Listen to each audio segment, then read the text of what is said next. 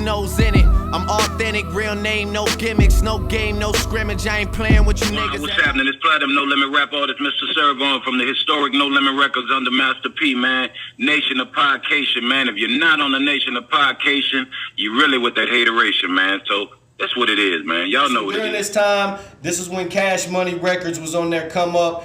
And to me, back then, I always wondered why there was no intermingling of the labels, because, you know, I wanted to see that. I wanted to see TRU featuring the Hot Boys, Master P featuring Birdman, Mr. ServOn featuring Lil Wayne. Why did that not happen? What was the problem? It really, honestly, man, this is the craziest thing, man. It really wasn't no issue because Juvie could pull up and get out and see my mom outside and go hug her. We all grew up together. We always cool, man. I mean, see BG, God bless, he coming home. You know what I'm saying? That was my guy. We see each other, we laugh, talk, or whatever. And the thing about it, you know, P and Baby, they had their personal thing. And I think it was more egos. Yeah, it was some other things that was involved. You know what I'm saying? That I'm sure it's all over the internet. People talk about it. And you got all these people that was on Cash Money and whatever, whatnot, or around Cash Money. You know, they say what they feel or whatever, whatnot. But none of them was there when P and Baby was outside in Houston talking at one time. You know what I'm saying? Where P was giving Baby advice on some of the business. You know what I mean? They never had a hate for each other, but rap has a way of once now we doing our thing. We went and we opened that door. We opened that door for them also to be able to get that deal that they got. You know what I'm saying? Because now they see New Orleans was worth it. And Cash Money was really before us in New Orleans. You feel what I'm saying? We popped everywhere else, the Midwest and the Bay and stuff like that. And then Cash Money had New Orleans. So we always respected that. You know, and so I think the thing about it was, man, it wasn't the artists, man. It was the dudes that hung around, you know, the so-called, as they say, non-steppers and all that, and gangsters or whatever, whatnot. You know, the ones, again, I always say that all they do is shoot guns. They can't stand toe-to-toe in the middle of the street, you know, but that's just my opinion, how I think. You know what I'm saying? Those were the ones having their little beefs and their little words and things like that, and then they had something else personal that was personal to Baby and personal to P, personal to me, you know, that went on or whatever, whatnot. And so, but it never was no issue because Baby and I grew up together, you know, in school, and we played basketball, AAU together. See, people don't know Birdman was a beast on the basketball court and football and baseball. You feel what I'm saying? So, you know, we knew each other. You know what I mean? You know, his brother that passed, Eldrick, was one of my best friends. You know what I'm saying? So for me, it was kind of... Why would someone fly across the country for dental implants? Because why pay for this? These conversion when things got the way it was, sometimes it was kind of rough because I grew up with Birdman, I grew up with P. You know what I'm saying? But it wasn't no beef, man. I mean, all of them respected Mia. You know what I'm saying? From Wayne as a youngster, man, that was like, I knew he was going to be what he was going to be. And Juvie is my guy, man. Everybody was tight. We just never, the egos of music, and then two guys that they things between them, it just never materialized. That's the rumor that everybody has. Like, literally what you said is what everybody says. They say, we was all cool. All the artists was cool. We don't know why. It was just the heads of the snakes, that just didn't get along. Yeah. I always say them two, you know, they in their ivory towers, man. You know what I'm saying? And they looking across each other on the battlefield, just looking at each other. And we in the shadows, you know, as artists, man, laughing, talking, we good. You know, we always wanted that. KL and Manny, you know, I dreamed of watching KL and Manny do an album together for all of, you know, doing a compilation and they producing together for all of us. Right. You know what I'm saying? And if you look at the industry, the way it was set up is crazy, right? You have us. You got P. You got Birdman. You know what I'm saying? You got Mystical. You got Wayne. You know what I'm saying? You got Juvie. You got C. You see the balance? Yeah. You know, except they didn't have a female artist like we did, right? You know, you got Manny and you got KL. You know, and you could just go so on and so on down, Fiend and BG. You know, we had more, but if you look at it, everything was comparable. You know what I'm saying? And it was like the industry also did something too. they took a liking to Cash Money because Cash Money was more. They was stunners, and you can chill with them. They wasn't no cowards at all. They come from the city. They real ones, But they was more open, whereas we was like, we show up, we don't talk, we handle our business, and we leave. Right. We ain't got no reason to be friends. And I think that rubbed the industry the wrong way because, when stuff popping, the industry won't jump and dick ride and all that other shit. We wasn't like that. You know what I'm saying? We saw you. If you was a rapper that we like, hey, man, how you doing, man? I appreciate you. I'm honored to meet you. But we wasn't the type you was going to see in parties. We ain't do after parties after our concerts, in our tours. We wasn't hanging at any type of events. If it was Source Awards, BET Awards, we didn't worry about all that.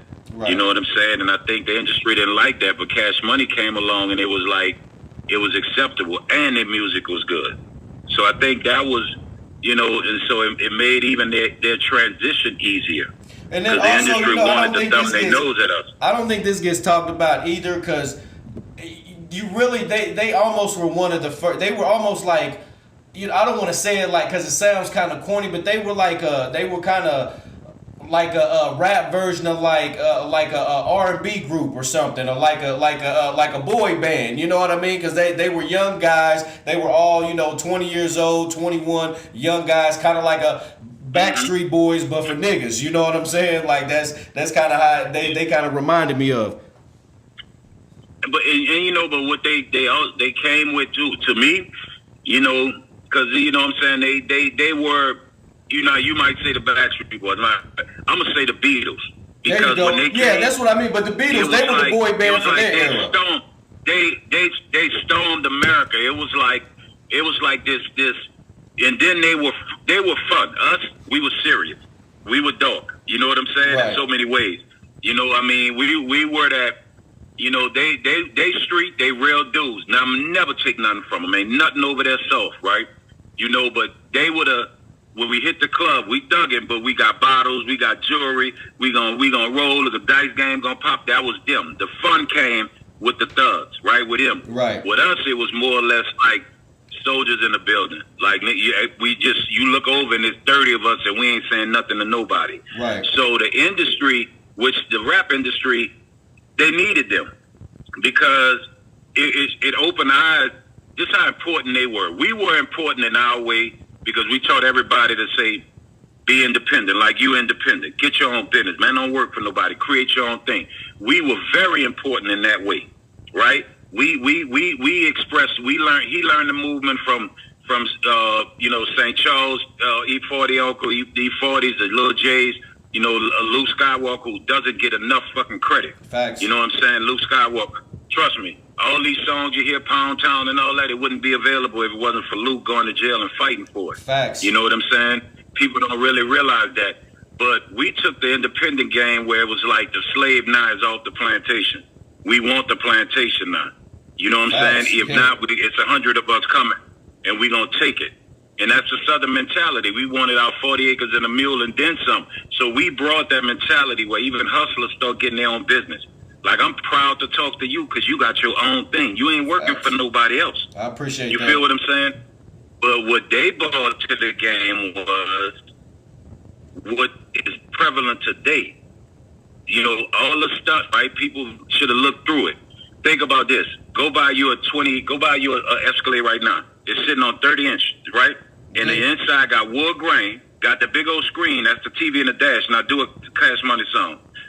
Hummer sitting on 32s, wood grain, TVs in the dash. Facts. Think about how much money has been made off their style. They bought jewelry and diamonds back. They got dentists, people that dentists with the golds and the diamonds in people's mouth and all this other stuff.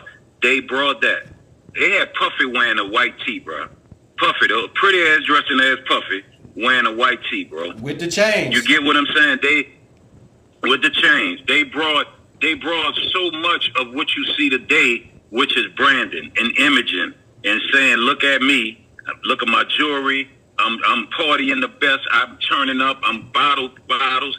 And when you look at everything, go Rolls Royce. Before Cash Money, Rolls Royce sold maybe 3,000 in the United States.